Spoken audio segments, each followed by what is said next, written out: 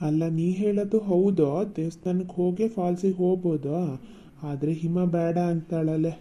ಮತ್ತೆ ಅವಳು ಬೇಡ ಅಂದಮೇಲೆ ಅಲ್ಲಿಗೆ ಹೋಗೋದು ಸರಿ ಆಗಲ್ಲ. ದೇವಸ್ಥಾನಕ್ಕೆ ಇನ್ನೊಂದು ದಿನ ಹೋಗಿ ಬರೋಣ. ಈಗ ಫಾಲ್ಸಿಗೆ ಹೊರಡೋಣ. ನೀ ಬೇಗ ರೆಡಿ ಆಗು. ಅವಳು ಚಿಕ್ಕವಳು ಕಣ್ರಿ, ಅವಳಿಗೆ ಗೊತ್ತಾಗಲ್ಲ. ಅವಳು ಹೇಳಿದ್ಕೆಲ್ಲ ನಾವು ಅನ್ಬಾರ್ದು. ಒಂದೊಂದು ಹಂಗಲ್ಲ ಹಿಂಗೆ ಅಂತ ಹೇಳ್ಕೊಡ್ಬೇಕು. ಇಲ್ದಿದ್ರೆ ಮುಂದೆ ಅವಳಿಗೂ ಕಷ್ಟ ಆಗ್ತದಲ್ಲನ. ಒಂದೇ ಸಲ ಎಲ್ಲ ಥರ ಅಡ್ಜಸ್ಟ್ ಆಗೋಕ್ಕೆ.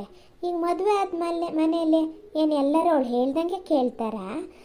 ಒಬ್ಬೊಬ್ಬರು ಒಂದು ಈಗ ತಪ್ಪು, ಈಗ ಸರಿ ಹೇಳಿದ್ರೆ ಹೌದು, ತಪ್ಪು ಹೇಳಿದ್ರೆ ಹಂಗಲ್ಲ ಹಿಂಗೆ ಅಂತ ನಾವು ತಿಳುವಳಿಕೆ ಹೇಳಿ ಕಳಿಸ್ಬೇಕು. ಅವಳಿಗೆ ಕಲಿಸ್ಬೇಕು ಈಗಲಿಂದಾನೆ.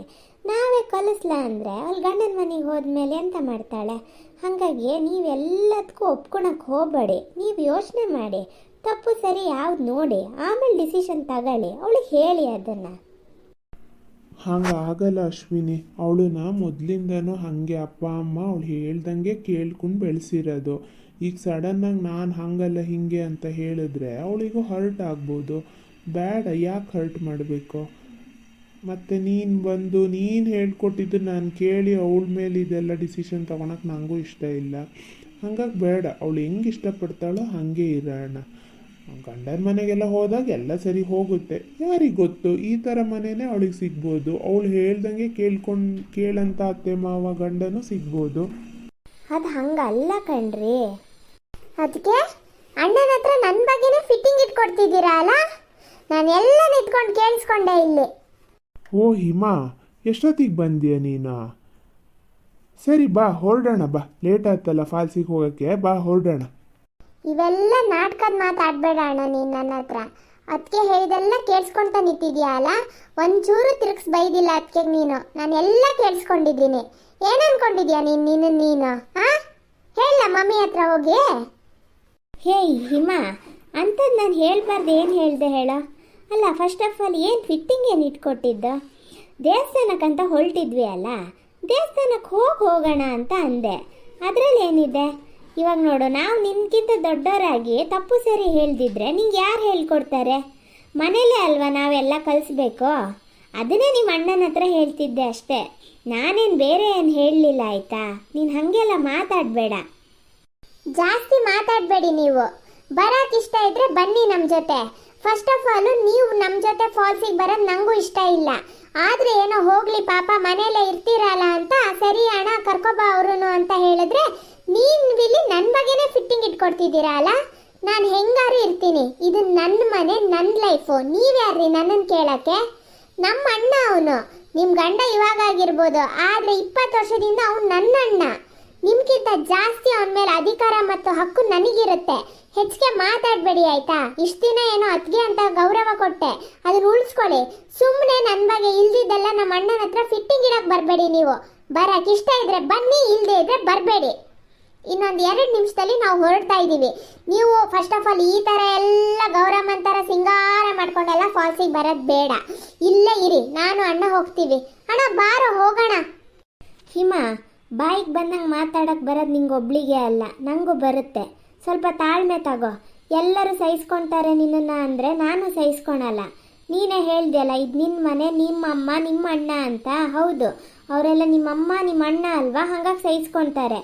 ನಾನು ಹೊರಗಿಂದ ಬಂದವಳು ತಾನೆ, ನಾನೇನು ನಿನ್ನ ಸಹಿಸ್ಕೋಬೇಕು ಅನ್ನೋದಿಲ್ಲ. ನಾನು ಎಷ್ಟಂತ ಅಡ್ಜಸ್ಟ್ ಆಗೋಕ್ಕೆ ಸಾಧ್ಯನೋ ಅದಕ್ಕಿಂತ ಹೆಚ್ಚು ಅಡ್ಜಸ್ಟ್ ಆಗ್ತಿದ್ದೀನಿ. ಆದರೂ ನೀನು ದಿನ ಈ ಥರದೇ ಏನಾರು ಮಾಡ್ತಾ ಇರ್ತೀಯ. ಎಷ್ಟಂತ ಸಹಿಸ್ಕೊಂಡ್ಲಿ ನಾನು? ಮಾತೆತ್ತಿದ್ರೆ ಇದು ನನ್ನ ಮನೆ, ನಂದು ಅಂತೀಯಲ್ಲ. ನಮ್ಮಪ್ಪ ಅಮ್ಮನೇ ಈ ಮನೆಗೆ ನನ್ನನ್ನು ಮದುವೆ ಮಾಡಿಕೊಟ್ಟಿರೋದು. ನನ್ನೇನು ಸುಮ್ಮನೆ ಇಲ್ಲಿ ಬಂದಿರೋ ಅಂತ ಹೇಳಿಲ್ಲ. ಈಗಲೂ ಇದು ನನ್ನ ಮನೆನೇ ಆಯಿತಾ? ಯಾವಾಗ ನೋಡಿದ್ರು ಇದು ನಿಮ್ಮ ಮನೆ ಅಲ್ಲ ಅನ್ನಂಗೆ ಮಾತಾಡ್ತಿರ್ತೀಯ. ಫಸ್ಟ್ ಆಫ್ ಆಲ್ ನಾನು ನಿಂಗೆ ಕೆಟ್ಟದೇನು ಬಯಸಲಿಲ್ಲ, ನೀನು ಒಳ್ಳೇದಕ್ಕೋಸ್ಕರನೇ ಹೇಳಿದ್ದು. ಅರ್ಥ ಮಾಡ್ಕೊಳೋದಾರು ಮಾಡ್ಕೊ, ಇಲ್ಲದೇ ಇದ್ರೆ ಬಿಡು. ನೀನು ಹೇಳ್ದೆಯಲ್ಲ ನಿನ್ನ ಜೀವನ ಅಂತ, ಸರಿ ಬಿಡು. ನಾನು ಏನು ನಿನ್ನ ಲೈಫ್ ಬಗ್ಗೆ ಮಾತಾಡೋಕ್ಕೆ ಬರಲ್ಲ. ಆದರೆ ನೀನು ನಂಗೆ ಹರ್ಟ್ ಆಗಂಗೆಲ್ಲ ಮಾತಾಡಬೇಡ. ಗೌರಮ್ಮ ಅದು ಇದು ಅಂತ. ಸೀರೆ ಉಟ್ಕೊಂಡ ತಕ್ಷಣ ಏನಾಯಿತು ಹಾಂ? ಅಂತ ಅಂಬಾನಿ ಮದುವೆಗೆ ಸುಧಾಮೂರ್ತಿನೇ ಸೀರೆ ಉಟ್ಕೊಂಡು ಹೋಗ್ಯಾರೆ. ಯಾಕೆ? ಎಲ್ಲರೂ ಅವ್ರನ್ನ ಗೌರವ ಪಡ್ಲಾ? ಅವಾಗ ಎಲ್ಲರೂ ಮೆಚ್ಚಿದ್ರು, ನೋಡು ಎಷ್ಟು ಸಿಂಪಲಾಗಿ ಬಂದಾರೆ ಅಂತ. ಇವಾಗ ನಾನೇನು ಉಟ್ಕೊಂಡಿದ್ದೀನಿ? ನಾನು ತಾನೇ ಸೀರೆನೇ ಉಟ್ಕೊಂಡಿರೋದು. ಫಸ್ಟ್ ಆಫ್ ಆಲ್ ಹಿಮ, ಈ ಪ್ಲೇಸಿಗೆ ಇಂಥದೇ ಬಟ್ಟೆ ಹಾಕೊಂಡು ಹೋಗಬೇಕು ಅಂತ ಎಲ್ಲೂ ರೂಲ್ಸ್ ಇಲ್ಲ ಆಯಿತಾ. ಎಲ್ಲಿಗೆ ಏನು ಬೇಕಾದ್ರೆ ಹಾಕೊಂಡು ಹೋಗ್ಬೋದು. ನೀನು ಫಸ್ಟ್ ಆಫ್ ಆಲ್ ಇಂಥದ್ದೆಲ್ಲ ಹೇಳೋದು ಬಿಡು. ನಿಂಗೆ ಏನು ಬೇಕೋ ಆ ಬಟ್ಟೆ ಹಾಕೊಂಡು ನೀನು ಜಾಲಿಯಾಗಿರ್ತೀಯಲ್ಲ, ಇರು. ನಾನೇನಾರು ನಿಂಗೆ ಹೇಳಕ್ಕೆ ಬರ್ತೀನ ಅದು ಹಾಕೋಬೇಡ ಇದು ಹಾಕೋಬೇಡ ಅಂತ. ನೀನು ಯಾಕೆ ಯಾವಾಗಲೂ ನಂಗೆ ಹೇಳ್ತೀಯ ಈ ಬಟ್ಟೆ ಹಾಕಬೇಡಿ ಆ ಬಟ್ಟೆ ಹಾಕಬೇಡಿ ಅಂತ. ನನ್ನ ಇಷ್ಟ. ನಾನು ಆ್ಯಕ್ಚುಲಿ ಫಾಲ್ಸಿಗೆ ಬೇರೆ ಡ್ರೆಸ್ ಹಾಕೋ ಬರೋಣ ಅಂದ್ಕೊಂಡಿದ್ದೆ. ನೀನಿಷ್ಟು ಹೇಳಿದ್ಮೇಲೆ ನಾನು ಇದೇ ಡ್ರೆಸ್ ಹಾಕೋ ಬರ್ತೀನಿ. ಅದು ಯಾರೇನು ಹೇಳ್ತಾರೆ ನಾನು ನೋಡ್ತೀನಿ. ಅಶ್ವಿನಿ, ಎಷ್ಟು ಮಾತಾಡ್ತಿದ್ಯಾ? ತೆಪ್ಪು ನೀರಕ್ಕಾದ್ರೆ ಇರೋ. ಏನೇ ಬರೋದಾರೆ ಬಾ, ಇಲ್ಲದೆ ಇದ್ರೆ ತೆಪ್ಪು ನೀರು. ಹೆಚ್ಚಿಗೆ ಮಾತಾಡ್ಬೇಡ ನೀನು. ನಾನು ಸುಮ್ಮನಿದ್ದೀನಿ ಅಂತ ನನ್ನ ತಂಗಿಗೆ ಬಾಯಿಗೆ ಬಂದಂಗೆ ಮಾತಾಡ್ತಿದ್ಯಾ ಅಲ್ಲ. ನಿಂಗೆ ಯಾರು ಅಷ್ಟು ಅಧಿಕಾರ ಕೊಟ್ಟೋರು? ಅವಳು ಹುಟ್ಟದಾಗಿಂದ ಇದುವರೆಗೂ ನಾವು ಯಾರು ಅವಳನ್ನ ಹಂಗೆ ಟ್ರೀಟ್ ಮಾಡಿಲ್ಲ.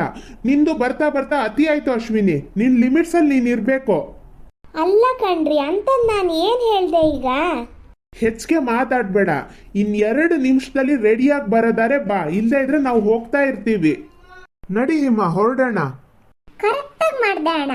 ಇವರಿಗೆ ಅವಾಗ ಹಿಂಗೆ ಮಾಡ್ತಾ ಇರಬೇಕು, ಇಲ್ಲ ಅಂದರೆ ತಲೆ ಮೇಲೆ ಹತ್ತು ಕೂರಕ್ಕೆ ನೋಡ್ತಾರೆ.